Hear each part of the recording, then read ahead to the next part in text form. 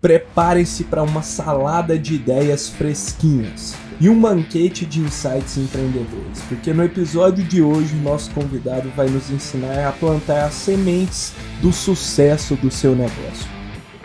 Hoje vamos mergulhar no mundo do seu primeiro investimento, pré-seed, seed, venture capital, e descobrir como cultivar o apoio necessário para fazer o seu sonho decolar. Estamos falando do incrível Eduardo Petrelli, o visionário por trás do James, o delivery do Pão de Açúcar e do Mercado Diferente. Tudo isso e mais um pouco daqui 7 segundos.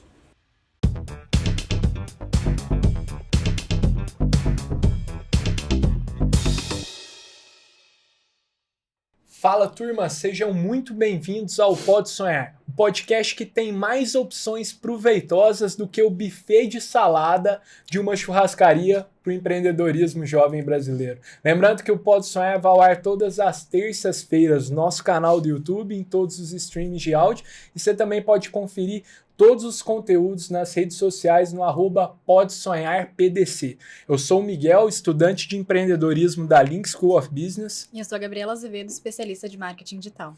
E hoje, turma, estamos aqui com um convidado mega especial, Eduardo Petrelli, que é CEO e cofundador do Mercado Diferente, uma food tech que vende assinaturas de cestas de frutas, legumes e verduras orgânicas que possuem um padrão diferente de beleza, que são entregues na porta de sua casa. Edu, muito obrigado por ter aceitado o convite de estar aqui conosco, um prazerzaço te receber. Obrigado a vocês, muito legal dividir um pouquinho, né? Eu já acompanho o trabalho de vocês há algum tempo, legal a gente compartilhar um pouquinho da minha trajetória e poder ajudar os empreendedores aí no começo dessa jornada. Legal, Edu, muito contente, cara. Hoje o tema do episódio aqui vai ser pautado muito em como levantar recursos para a sua startup, como obter investimento, como passar por um processo de fundraising, que é uma grande dúvida, ainda mais para quem está começando. Mas antes da gente entrar de fato nesse tema, eu acho que vale muito, Edu, você contar um pouco o que é diferente, cara. O que é a sua empresa hoje, como é que ela funciona. Boa. Diferente, então, a nossa missão é dar acesso à alimentação saudável para todos, enquanto a gente combate o desperdício alimentar. A cadeia do fresco, dos itens, principalmente os perecíveis, ele é muito ineficiente. Tem vários intermediários, acho que isso é um pouco mais divulgado, mas 30% de tudo que é produzido é desperdiçado. Isso desde o produtor até a gôndola do mercado. Ainda tem um desperdício na casa dos clientes, dentro do supermercado. Então, assim, é uma ineficiência muito grande, né? 1/3 de tudo. E a Diferente veio para solucionar esse ponto, né? Sendo um modelo de negócio muito mais sustentável, onde a gente compra direto do produtor, então pula esses intermediários, compra itens que a gente chama fora do padrão estético, então se é um pouco maior, um pouco menor, uma batida na casca que seria desperdiçado de alguma forma, e a gente, por causa disso, por ser um modelo 100% de assinatura, consegue ser até 40% mais barato que o mercado tradicional. 40%. Exato. Absurdo. Então, nossa missão é acesso. A gente acredita que os itens saudáveis e orgânicos, principalmente, eles não podem ser para poucos. A Diferente vem para conseguir abranger maior esses consumidores e dar acesso para uma alimentação extremamente saudável. Então, para o consumidor, é um modelo de assinatura, ele entra no nosso site, responde algumas perguntas, a gente sugere a caixa ideal. Então, na nossa visão, a banana acabar todas as semanas na nossa casa ainda é a gente comprar supermercado que nem 100 anos atrás. A gente faz uma lista, vai comprar e tudo mais. Esses itens, eles são muito previsíveis, né? Baseado em dados, a gente consegue inverter essa lógica de compra e é como se a gente já fizesse a lista de compra para você. Que legal. E o cliente pode entrar... o usuário ali. Exatamente, de maneira individualizada. E o cliente pode entrar no nosso aplicativo e editar se quiser. Mas se não quiser, você vai receber exatamente o que você precisa com aquela recorrência que você escolheu. Legal. E uma curiosidade, como é que começou, né? Boa, começou já com uma conexão da minha empresa anterior. Eu fui um dos fundadores do James Delivery, vendido para o GPA, fiquei um tempo dentro do grupo Pão de Açúcar, então já estou no setor de tecnologia e supermercado há algum tempo. Quando eu estava saindo dessa minha trajetória, eu queria continuar no setor de supermercado, a oportunidade da digitalização do varejo alimentar, ela está só começando. A gente vê que a gente compra algumas coisas online, mas do mercado ele é 2% digital. Os Estados Unidos já é 10%, a China já é próximo de 20%. Então é um caminho sem volta e eu queria continuar nessa digitalização. Só que no começo, naquela época, isso era 2021 para 2022, estava começando muito modelos de negócio focados em conveniência. Então, compras muito rápidas, compras urgentes, que automaticamente elas vêm com custo. Sim. E o brasileiro é muito preço sensitivo quando compra no supermercado. Então, a gente queria montar um modelo de negócio que fosse mais acessível mesmo. Perfeito. Essa era a nossa missão. E tem uma realidade que 82% das famílias na América Latina cozinham todos os dias. Então, a gente queria resolver isso. A gente queria ser a solução de compra para as famílias que cozinham.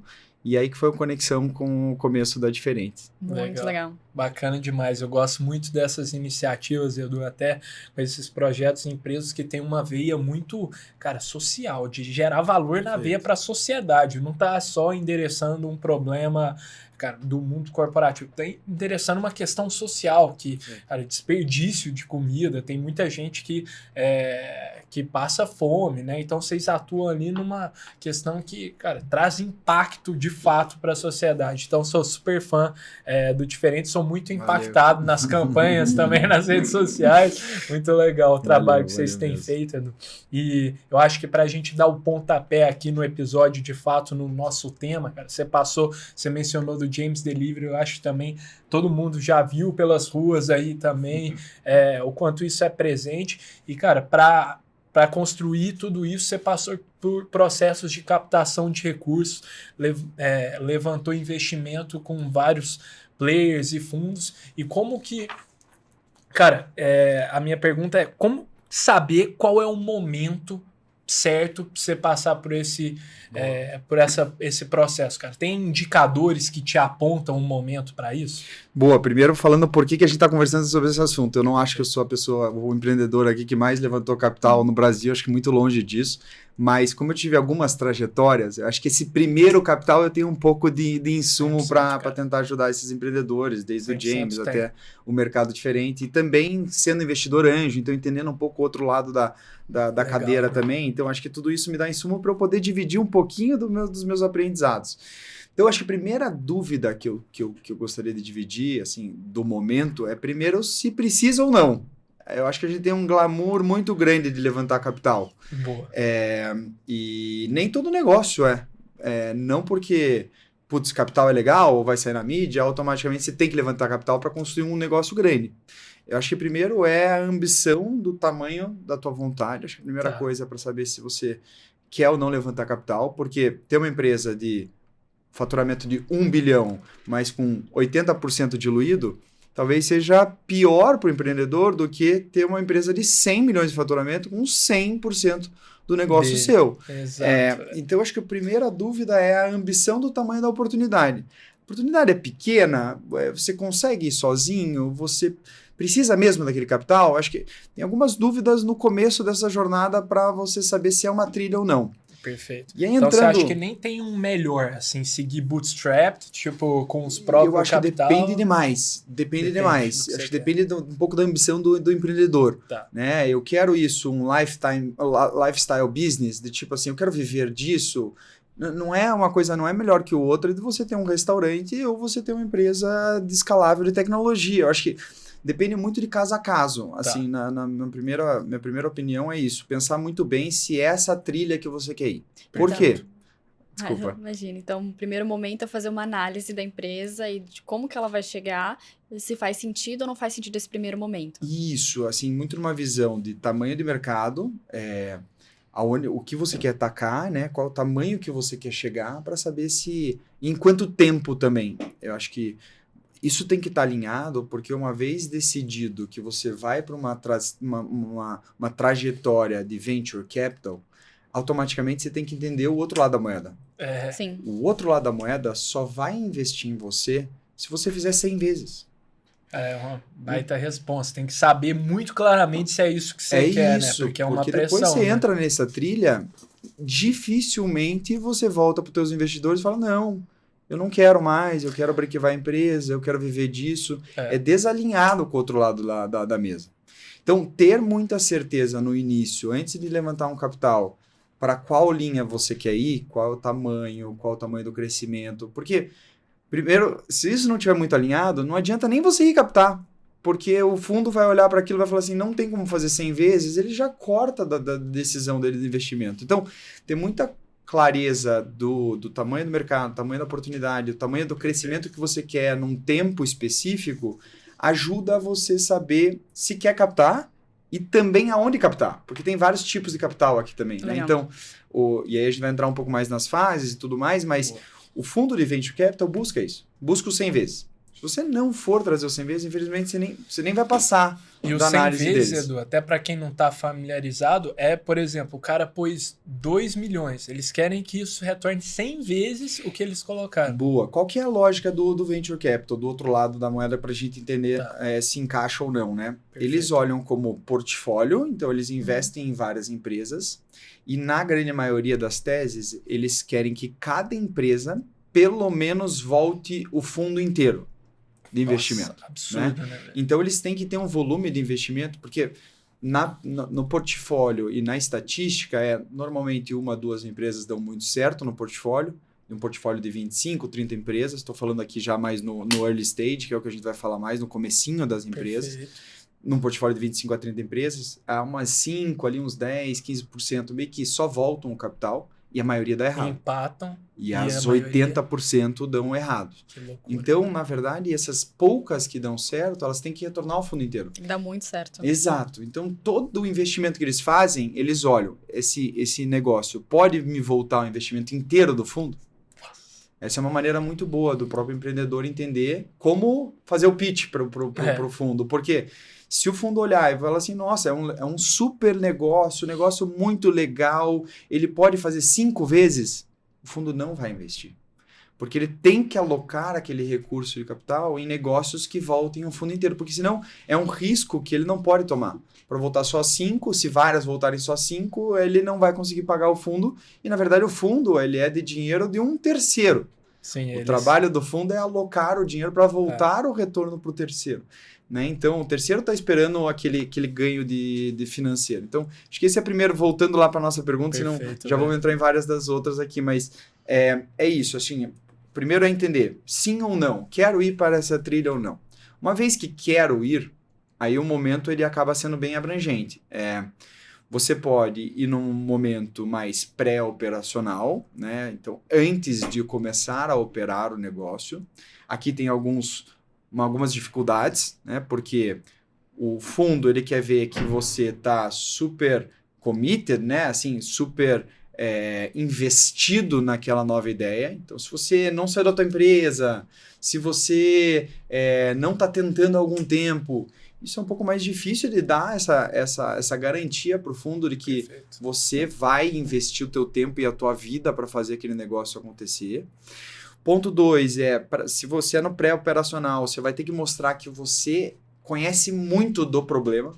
Então, o que normalmente acontece num pré-operacional? Putz, é uma pessoa que trabalha numa grande empresa, que ela é especialista num problema específico e ela quer sair para fundar alguma coisa para resolver aquele problema. Então, putz, eu acho que facilita o fundo saber, ele conhece muito daquele problema. Né? Acho que é um segundo ponto que é importante. Uma dúvida. O pré-operacional é quando a solução ainda está ali na ideia, no PowerPoint, ou é quando ainda não vendeu? O pré-operacional que eu estou falando é sem nada ainda, é na ideia. É um pouco da diferente. A diferente foi assim, mas por causa da minha trajetória no James, então facilitou a primeira rodada. Mas todos os outros meus investimentos, é muito difícil isso acontecer. Tá. Mas normalmente segundo os empreendedores, ou que conhece muito da dor, que já é um executivo muito reconhecido naquele espaço, para pensar e conseguir levantar. Mas cada vez menos a gente está vendo isso no mercado, então um pouco mais difícil. E você acha que está vendo cada vez menos isso no mercado, por quê?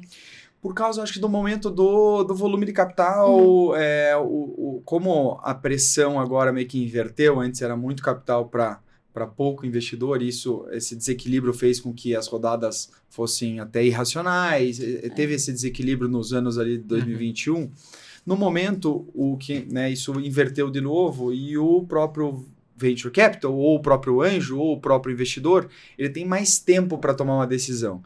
E com mais tempo ele fala, putz, testa lá, começa a testar o projeto e quando você tiver alguns indicadores, volta para mim e eu acabo fazendo esse investimento. Então, eu acho que inverteu um pouco a lógica de escassez e também na urgência da alocação. E aí, por isso que eu acho que agora a gente está vendo menos esse tipo de negócio, esse tipo de investimento pré-operacional. Faz total sentido, né? Porque a gente vê bastante notícias agora relacionadas a grandes empresas que têm um nome, né? Receberam um aporte gigantesco, mas a operação não bate. É E isso. aí vem Perfeito. déficit todo ano. É isso aí.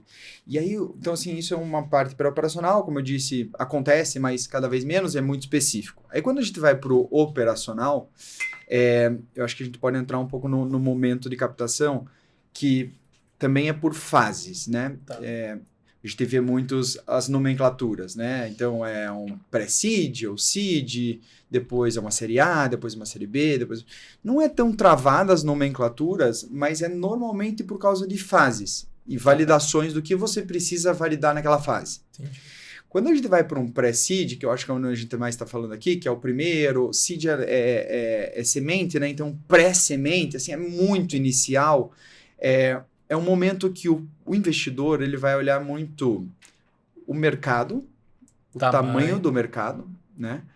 Então, assim, o tamanho dessa oportunidade, a solução, né? Se a solução ela faz sentido, na verdade, antes de ter validado de maneira muito profunda, faz sentido essa solução ser resolvida? Endereça uma dor? Exato. Entendi. E o terceiro, que eu acho que é o mais importante no começo, e isso vai diminuindo no futuro, é o próprio empreendedor. Tá. Né? É o quanto ele está motivado, o quanto ele está engajado, o quanto ele conhece da causa, o quanto os insumos anteriores da jornada dele de trabalho ajudam a você ter uma clareza dele que é a pessoa certa para resolver essa solução. É muito empreendedor. Entendi. Então, esse seed é muito menos a validação das coisas, mas é muito mais o empreendedor. Tá. Por quê? Porque a única certeza que o fundo ou o investidor tem é que o plano ou a solução ela está errado naquele momento. É mesmo, cara. É quase que impossível a primeira solução que ele apresenta lá ser a solução que vai dar certo. É mesmo. Nossa. Então, nesse momento, é muito mais o empreendedor tem a constância de tentar sempre achar uma solução para aquele problema de maneiras diferentes, né? Então, eu acho que esse é o mais importante. E aí você entende que nesse momento acaba acontecendo várias rodadas. Então, assim, esse é o primeiro a semente, né? Então, para levantar, eu acho que assim, aí voltando para a pergunta, né? Em qual momento? Eu acho que é quando você tem a clareza de precisa daquele capital para chegar e validar e chegar no próximo estágio. Né? Tá. Então, eu preciso de X mil reais porque eu já tenho uma ideia, eu já tenho minha solução, eu já tenho o problema, tem alguns indícios aqui de que eu estou recebendo, mas eu preciso do X pro Y desse capital. Tá. E aí o outro lado da moeda, né, que é o investidor, ele vai olhar e falar assim, vale eu colocar o X aqui e se ele chegar no Y, esse primeiro capital já vai valorizar tantas vezes?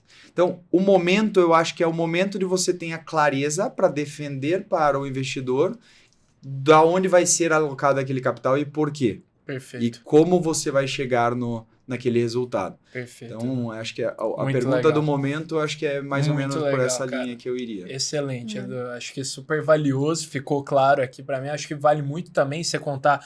Você falou logo no começo, fez um disclaimer importante sobre, cara, sua experiência em levantar recursos, cara.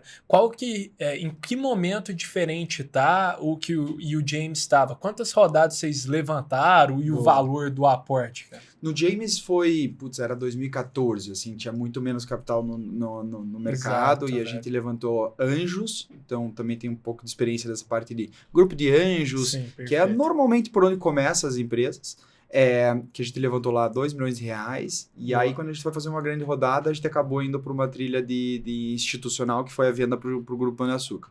Perfeito. Na Diferente, a gente levantou até agora 9 milhões de dólares, então 45 milhões de reais, em 3 rodadas diferentes. Então, esses Perfeito, foram 3 os rodadas. tamanhos até agora. E o que você viu de diferença nas rodadas? Você Boa. comentou um pouco dessa, né? Isso. Foi uma vez, né? Voltou. Como é que funciona isso? Então, essas rodadas, elas são para essas validações. Então, a primeira rodada foi para, temos um produto, estamos resolvendo para um cliente, temos uma tração mínima, né, um volume mínimo que faça sentido e que mostre a oportunidade que a gente tem. Essa foi normalmente as primeiras rodadas. Então, desde o seed até um pré-seed, normalmente é para assim, esse capital, né, leva até o X, que é Você está conseguindo trazer cliente? Você está trazendo por quantos? Por quantos reais? Você está crescendo quanto, né? Como é um pouco a tua estrutura de margem? Então, você vai validando essas coisas. Quando você vai para uma segunda rodada, ele acaba sendo mais tração, assim, beleza, eu acho que você tem um cliente bom, você conseguiu validar, mas será que isso pode ser escalável a um nível que começa a aparecer outras dores, né? Então, eles chamam de growth stage, que é a hora do crescimento. Então, você começa a validar que você consegue crescer, em qual proporção, em qual tamanho. Normalmente é uma visão, depende do modelo de negócio, mas é expansão. Consigo operar em 2 lugares ao mesmo tempo. Você começa a validar um pouco dessa segunda fase do negócio. A terceira, ela começa a ser mais uma eu estou falando de números, mas pode ser que 3 seja diferente para 5, rodadas para outro, mas a próximo estágio é normalmente de ser uma empresa mais próxima de uma empresa convencional. Eu gero caixa, eu tenho uma estrutura de executivos, eu consigo... eficiência organizacional. Eficiência, exatamente. Então, é um terceiro momento da empresa. Então, tentando quebrar em 3 grandes fases, seriam essas. A primeira de muita validação, a segunda de muita escala e a terceira de muita eficiência. Legal, muito bacana mesmo, cara. E a gente, como você falou, cara, estamos falando ali no começo das primeiras rodadas, que é muito nossa audiência de jovens empreendedores que estão começando. Eu imagino o quanto, né, você mencionou isso no diferente, você já tinha uma experiência, uma bagagem do James e você conseguiu acessar investidores com mais facilidade, já tinha contato, relacionamento, enfim. Mas como que é no começo para quem está começando, para acessar o investidor, cara? Como é que funciona? Tem que submeter algum documento? Como é que cria esse relacionamento no primeiro momento? Acho que a primeira parte de decidir o capital, sabe mais ou menos onde está, acha que está no momento, sabe para quanto precisa para chegar no plano, na próxima etapa das validações que são necessárias. Eu acho que aí vem a parte da estratégia. Tá. E acaba que eu li muito, tem alguns advisors que me ajudam nesse momento, e eu acho que o brasileiro faz pouco isso. O brasileiro ele é muito empreendedor, né? Ele quer resolver aquilo muito rápido, e vai, e faz resolver no dia a dia. E eu acho que muito pouca gente para e planeja a rodada. E isso muda muito, porque ele acaba sendo quase que uma arte levantar capital, não é? Tá. Você tem que entender o outro lado, assim, mas é muito planejamento. Então, uma vez que tem essa decisão de levantar, e aí vem da tua pergunta de como conectar, primeiro, qual é a fase que eu estou, e aí você começa a ver quais são os tipos de investidores que poderiam alocar esse capital, né? Então, vou levantar capital com anjos, né? Primeiro, o círculo sempre é mais próximo, tem algum, eles chamam de family and friends, né? Tem alguma pessoa no meu círculo que pode me ajudar? Perfeito. Sim ou não? Aí eu acho que primeiro depende de cada um, mas assim, tem um chefe meu, tem alguém próximo que pode me ajudar? Tem ou não tem? Vou listar essas pessoas antes ainda de abordar elas. Tá. Segundo grupos de anjo, né? Tem vários grupos de anjo no Brasil, que são pessoas físicas que se juntam para alocar esses capitais. Existe. Tá, em qual tipo de tese que eles investem? A minha tese está alinhada com esse tipo de tese? Eles já investiram em alguém parecido ou não? Eles tem investem muito mais trabalho antes de você abordar, né? Legal. Eles investem em B2C, eles investem em B2B? Que tipo de investimento que eles fazem? Qual o tamanho de cheque? Não adianta, se eu quero levantar R$1 milhão, eu ir num fundo que o cheque mínimo deles é $2 milhões. Não adianta, perder tempo para todos os lados. 100%. Ele vai saber que você não fez o teu trabalho de casa, você vai chegar e vai perder teu tempo. Então, assim, depois um grupo de anjos. Terceiro quero levantar um capital semente, com institucional, com fundos mesmo. É isso. Qual é o fundo? Eles investem em qual estágio? Qual o tamanho de cheque? Qual o tipo de tese? Então, fazer essa lição de casa é muito importante. Boa. E tem esses dados no mercado. E quanto tempo você levou para fazer a lição de casa? Boa. Do primeiro, a rodada da Diferente foram, antes de começar a levantar capital, acho que de planejamento foram uns 3 meses. Então, desde quem é os fundos, qual é a apresentação, qual a parte financeira, foi mais ou menos 3 meses, tá? Então, acho que 3 meses dá para fazer isso com certa tranquilidade. Uhum. Então, planejou com quem falar. Tá. Eu tenho a minha lista ali, e aí começa um pouco da estratégia também, tem vários livros que mostram isso, é você separar isso em tiers, em grupos. Né? Em grupos menos tendenciosos, que tem menos probabilidade de você fechar, o mais ou menos e os que você mais quer. Por quê? Porque quando você começar a falar, você tem que começar pelos que têm menos probabilidade.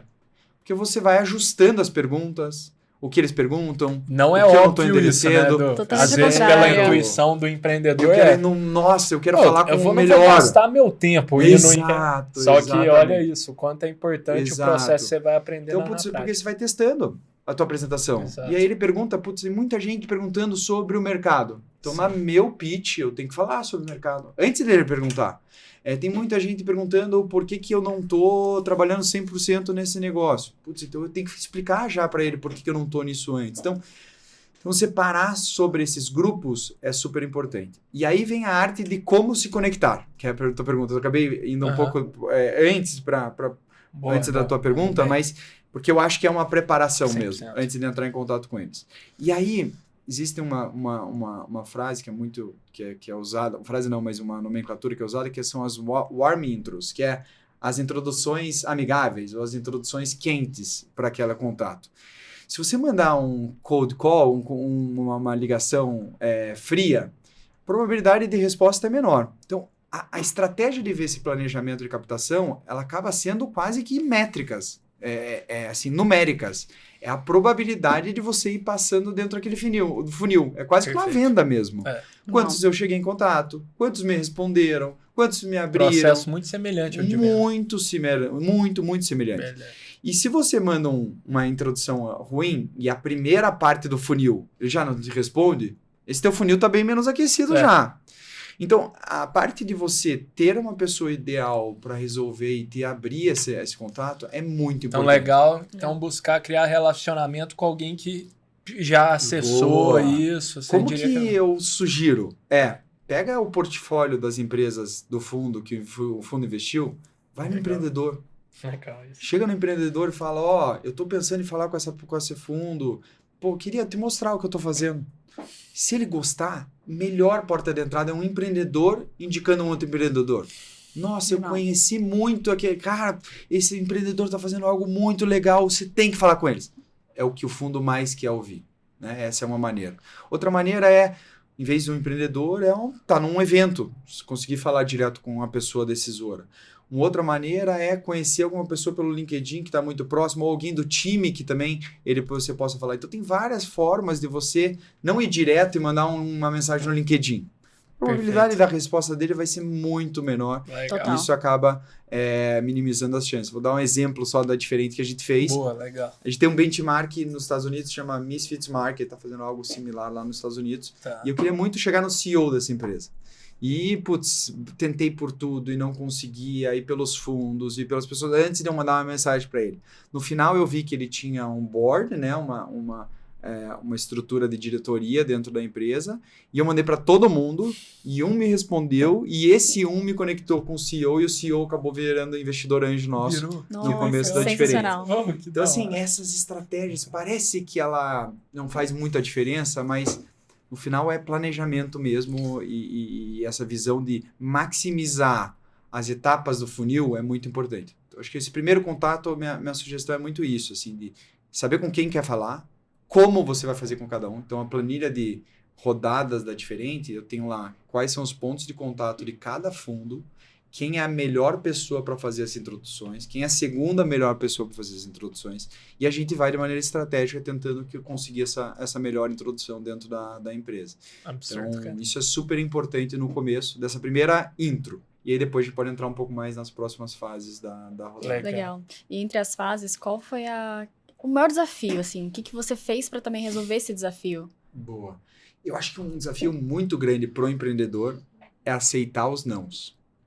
Porque que nem uma venda, você vai ter muito mais não que sim. Assim, muito difícil falar com o empreendedor, nossa, todo mundo quis investir na minha empresa. Nunca vi. Se você tem 10% das pessoas querendo investir que você falou na tua empresa, nossa, mas já é uma conversão sensacional. Então, nessa jornada, você vai receber muito não. Eu acho que o maior aprendizado é você aprender com os nãos para maximizar a probabilidade dos próximos engajarem com a tua tese. Então, essa arte de você ir encaixando teu posicionamento, resolvendo a dor, entendendo o outro lado da moeda, entendendo o que o investidor está buscando, para que você no final consiga ter um sucesso dentro da captação. Acho que a maior dificuldade que eu tive é aceitar esses nãos, assim, é algo que pega muito o empreendedor, porque você começa a se questionar, Sim. será que eu estou fazendo a coisa certa? Será que tem mesmo um negócio aqui? E você começa a se questionar muito, né? Mas eu acho que um aprendizado é keep up, assim, se vocês, né? Tem várias histórias aqui que eu acho que vocês já devem ter passado, de empreendedores que quase não deu certo, né? Demais. E essa resiliência na hora da rodada, eu acho que acaba sendo bem importante. Quem falou isso foi a CEO da Canva, que ela teve, acho que quase 100 nãos, e ela continuou, persistiu e foi. Agora é uma empresa faraônica, né? Isso aí. É verdade. Olha que legal, acho que já tiveram dicas super valiosas aqui, Edu. Pensar que, cara, essa dica de você conseguir como investimento anjo, seu benchmark lá nos Estados Unidos, pô, imagino tanto que muito mais que o capital, né, do que uma parte de levantar recursos. Também você não está buscando só o dinheiro por dinheiro, né, o capital. Você está buscando também o aporte de conhecimento, a experiência das pessoas. Imagino tanto que isso gerou de valor, de fato, para diferente. Esse é super importante, até nessa fase, chamam de smart money, né? É um dinheiro inteligente. Então, não é só o dinheiro por dinheiro. Então, eu fui já visitar lá a operação deles. Velho. Então, imagino que isso, os atalhos que a gente consegue ter. E uma sugestão também para quem está começando quem são as melhores pessoas nesse setor? Eu estou resolvendo uma dor B2B de restaurante. Quem é o maior diretor comercial de uma grande rede de restaurantes que você pode ir falar com ele? Se Legal. esse investidor entrar, olha a validação para um outro fundo que conhece pouco dessa tese, mas nossa, aquela pessoa que está num cargo de diretoria numa super empresa, ela acreditou nessa dor, nessa solução que eles estão conseguindo. Perfeito. Então, é uma validação importante, né? Então, também entender a captação como um smart, como essa parte de inteligência do mercado, é super importante para compor essa rodada, né? A estratégia de compor é muito importante, porque o fundo ele não vai saber de todas as teses, ele não vai conhecer todas as teses da mesma forma. Então, quanto mais insumo você dá para ele de que você sabe como solucionar, ou tem pessoas que estão validando aquilo, mais fácil você levantar esse capital também. Que animal. Muito legal saber disso, cara. E também do processo de conhecer quem é a pessoa do outro lado, né? Imagino que o pitch que você fez para o cara CEO da Misfits foi outro pitch que você fez para um outro anjo e tal. E o quanto é importante também conhecer a fundo quem é a pessoa, o investidor, para você adaptar a sua comunicação para enaltecer da forma que mais gera valor para quem precisa de gerar valor. É um processo de vendas de fato. E como que é, Edu, essa parte do pitch? Fala em levantar recurso, o pessoal sempre lembra e se concentra na parte do pitch, né? Shark Tank e tal, todo aquele processo. Teve alguma grande lição nessa parte de pitch que você fala, aprendi demais a fazer pitch, foquem nesse aspecto, destaquem isso, tem alguma dica, boa prática nisso? Tem aí, nesses estágios até antes do pitch, é isso, assim, então você conseguiu uma introdução boa, né? Tá. Conseguiu a pessoa certa, a introdução aconteceu, pelo menos eu sugiro sempre não mandar o pitch antes. Boa sugestão. Cada um vai ler da forma que quer, mesmo? Sim. com o tempo que quer. Isso é muito comum, né? Já manda o pitch ali no e-mail. Eu pitch prefiro deck, né? tentar ao máximo que não mande. Eu acho que tem investidor que vai falar assim, eu só não vou marcar uma reunião com você, eu preciso ver o pitch, e aí acaba tendo que mandar, mas aí eu também tenho uma sugestão, mandaria resumido. Tá. Muito simples nos pontos. Então, o primeiro ponto, normalmente a gente manda um parágrafo mesmo escrito do que é o negócio. E aí eu pergunto, quer marcar para eu te falar mais ou não? Adoraria te contar mais do que a gente está construindo, antes de mandar esse pitch. E se ele pedir, tentar mandar um deck, uma apresentação resumida. Tá? Sobre a apresentação, e eu acho que sobre esse momento de apresentar, de novo, se você entende muito do outro lado, entende de alguma forma, essa pessoa que fez a introdução meio que te dá já um briefing do que ele mais gosta de ver ou não, eu acho que é sempre você conseguir conduzir aquele período que você está resolvendo as maiores dúvidas que o outro lado tem. Em vez de você pegar uma apresentação gigante, que normalmente você empreendedor, você quer falar sobre tudo que você está construindo, né? E você investir 1 hora que você tem com aquele investidor, 45 minutos falando de tudo, a probabilidade dele engajar ou não, ela acaba sendo menor. Então, eu até a maioria das vezes, se eu posso não apresentar a apresentação, eu prefiro, para não perder até a linha do raciocínio. E apresentar já os pontos do porquê que eu sou a pessoa, porquê que a gente tem essa solução, porquê que o mercado é tão importante, do que ficar preso numa apresentação que às vezes até aquela comunicação acaba não funcionando. Mas sobre a apresentação, eu acho que em todas as fases você apresentar o mercado, as ordens, um monte de documento isso na internet, mas vou tentar resumir aqui. Então, o mercado, o tamanho do mercado potencial e o tamanho do mercado que você está começando. Segundo, o problema, né? Muito claro por que existe esse problema, que tamanho de problema isso ou o quanto que isso impacta na vida das pessoas ou na empresa, dependendo de cada modelo de negócio. O terceiro é a solução. Então, assim, como você resolve esse problema, né, de maneira simplificada. O time que está resolvendo esse problema, né? Então, quem é o time? O porquê que esse time é o ideal? Isso é muito importante no começo. Por que essas pessoas são as que têm que resolver esse problema? As pessoas certas, que legal isso. Porque assim, o problema ele já existia. Né? A solução pode ser que até seja inovadora e tal, mas... Igual você falou, o investidor precisa ter a certeza, né, de que o empreendedor vai, empenhar naquilo, de que o time vai empenhar e ser capaz de multiplicar por 100x. Exatamente. E o investidor, ele não pode... Uma dúvida que ele não pode ter é que o empreendedor vá pular fora. Tipo assim, como é que eu vou investir que ele vai botar uma outra pessoa que eu nem conheço? O capital que eu estou colocando é para aquela pessoa resolver. Então, o time acaba sendo super importante para solucionar. E o último aí depende de tamanho do negócio, mais antes ou mais depois. Eu acho que muda o quantos slides nesse momento, os primeiros resultados, né? Estou conseguindo, quais são as métricas de sucesso que eu estou enxergando, para dar um certo insumo para o investidor de que você está no caminho certo. Estou tentando simplificar, a apresentação deveria ser essas 5 grandes temáticas. Legal. Né? E você acha que tem peso em relação a essas temáticas? Qual que você distribuiria isso em questão de tempo, vamos dizer assim? Boa. No começo, eu investiria muito tempo na solução e no time.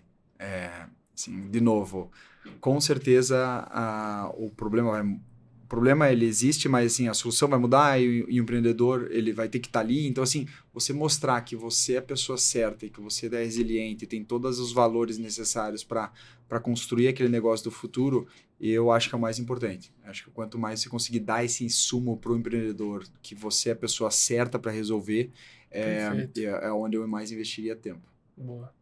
Legal. Que o processo de pitch também é uma venda, né, turma? A gente tá falando aqui de vendas, Edu. Estamos entrando aqui num quadro clássico aqui do Pode Sonhar, é o quadro da venda do objeto. Então, vou pedir pela primeira vez rodar a vinheta desse quadro aqui no programa. Vamos nessa? Bum, me vende essa caneta. Vai, observa. Quer que eu te venda essa p*** de caneta?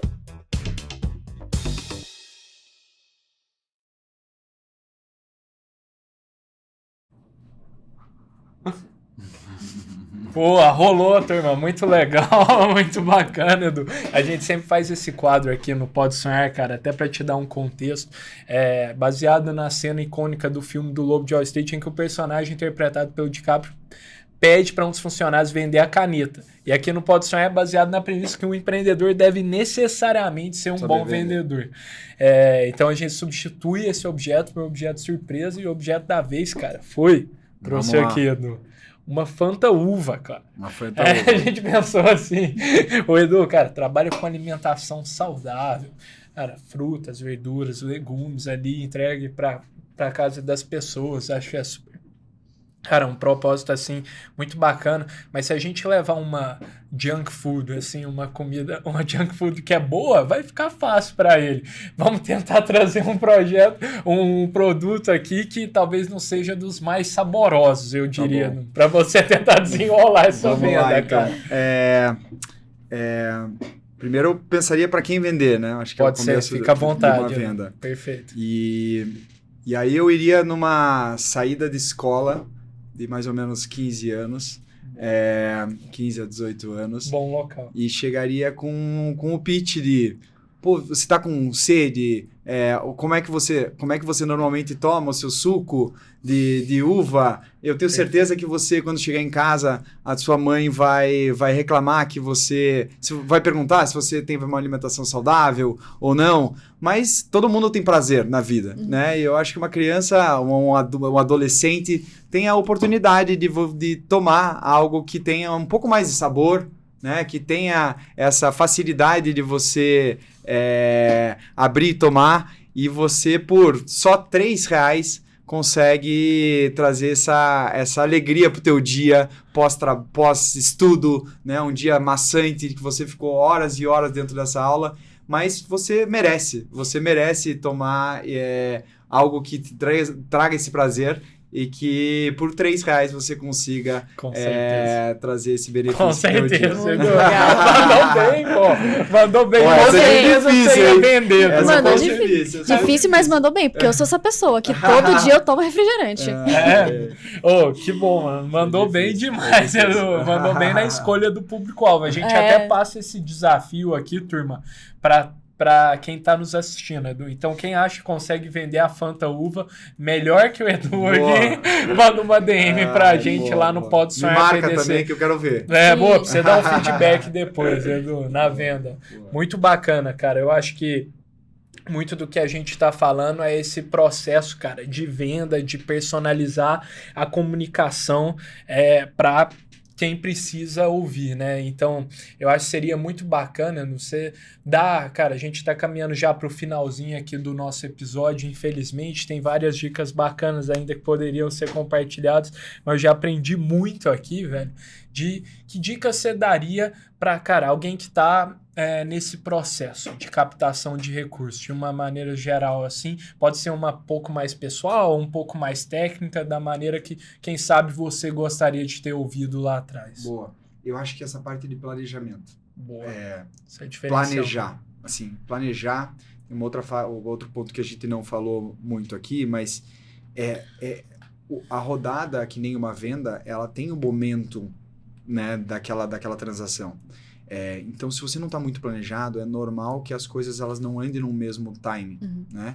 Então, você tem um fundo que está começando a ver, tem um outro fundo que está na hora da tese de investir ou não, e tudo isso atrapalha gerar aquele momentum da rodada, de todo mundo, tem um fundo que está indo para uma segunda conversa, você quer ir ou não, você acaba levando todo mundo para um mesmo momento de decisão, isso faz com que você maximize a venda. Né? Que nem você vai vender teu carro. Se você tiver 3, 4 pessoas querendo ao mesmo tempo, é muito melhor. Se tiver um num mês, outro no outro, ele já comprou outro. Você não tem mais aquele poder de negociação. Então, trabalhar esse planejamento faz com que você saiba com o que falar, o porquê falar, o que você tem que falar, mas também que você gere esse processo de venda para todos muito mais organizados. Legal. Lá no James eu não sabia isso. Então, assim... Não, cara, essa dica não é óbvia mesmo, né, velho? E faz muita diferença. Muita diferença. Então, acho que esse seria o maior insumo aí para quem tá ouvindo a gente. Legal. E até uma dúvida, cara. Tem muitos empreendedores, até uns que já vieram aqui no Pode Sonhar, que concordam e outros que discordam com essa afirmação. Queria saber sua opinião, cara. Que fundraising is a full-time job. Que levantar recursos é um trabalho de tempo integral ali, que o empreendedor, o CEO, deve sempre estar olhando isso constantemente. Você concorda? Ainda mais você que dá tanta atenção a essa etapa de planejamento, cara. Você concorda com essa afirmação? Eu adoraria que fosse, na verdade. Mas é que assim, no final, o empreendedor no começo, ele tem que fazer tudo, né? Eu tô no momento, ao mesmo tempo, eu toco toda a operação junto. Então, automaticamente, isso me toma muito tempo. Adoraria que fosse full-time job e eu só fizesse isso. Eu acho que ele é um extra full-time job. No final, vai ser no teu tempo extra. Agora, assim, de volume de tempo, ele demanda bastante tempo do empreendedor. Não vou minimizar isso. Eu acho que quanto mais para frente ele vai se tornando mais prioritário, Mas no começo, o empreendedor, ele está empreendendo, ele está resolvendo as dores do dia a dia. Tem que olhar para a operação, não adianta só ficar... Exato. E dificilmente você vai ter um sócio que você vai falar, ó, você faz tudo e eu só levanto capital. Então, eu tenho um mixed feeling sobre essa afirmação. Boa. Eu acho que tem momentos que talvez seja mais foco do CEO levantar o capital, mas no começo o CEO e o fundador ele tem que botar a empresa de pé. Total, eu acho que o full-time job é botar a empresa de pé. E eu acho que o extra job é você levantar capital para que a empresa consiga crescer. Até porque não é um ponto de chegada, né? Levantar capital, né? Às vezes igual você falou, existe muito glamour em volta disso, né, cara? Levantar capital, por levantar ali nos anos de 2021, todo mundo queria levantar. Mas não é um ponto de chegada, é pro próximo. É o meio do caminho. Só mais uma validação. Perfeito. E a gente falou muito do processo aqui, Edu, de levantar recursos, sobre passo a passo. Foi muito prático mesmo, um guia, eu gostei muito. E para você pessoalmente, Edu, como que é a sensação? Depois você consegue ali, fechou com o investidor, para você como empreendedor, como é que foi esses momentos que você passou na sua carreira?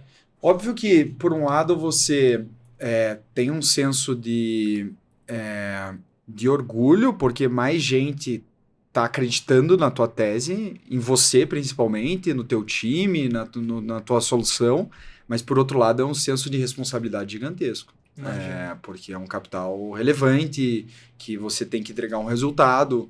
Então, se você está sozinho e você, sei lá, quer fechar a empresa ou não, é muito mais simples. Quanto mais capital você vem trazendo, mais um peso nas costas vem te trazendo. Acho que no começo o teu peso, pelo menos para mim, é muito o time, né? Essas pessoas estão acreditando em mim. Eu preciso dar essa oportunidade para cada um que está aqui.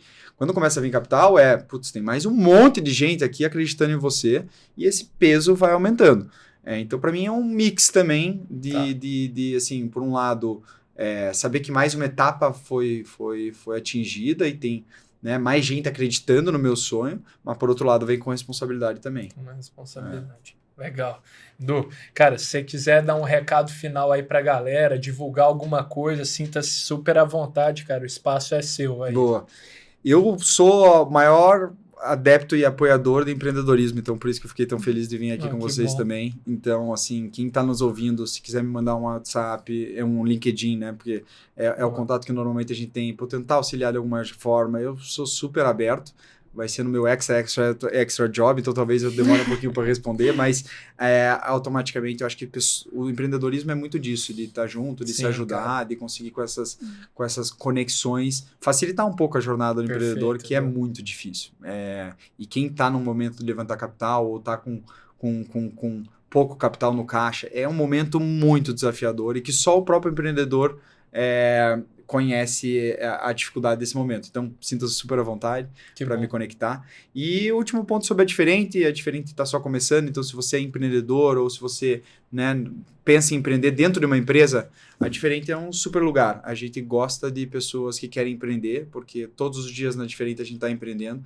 Então, também entre em contato com a nossa rede de RH, sempre tem vagas abertas. Então, acho que são esses dois recados que eu deixei. Que legal, cara, muito obrigado pela generosidade aqui de ter compartilhado tantas dicas valiosíssimas. Para mim foi muito rico, de verdade, velho. Foi muito especial mesmo. Que bom. Tenho certeza que para a audiência também. Obrigado mesmo. Obrigada. Obrigado a vocês. Valeu. Turma, muito obrigado também para todo mundo que assistiu até aqui. Não se esqueçam de se inscrever no nosso canal, deixar uma curtida e, do mais importante, comentar o que você achou aí. Fechou? Vejo vocês na próxima e tamo junto.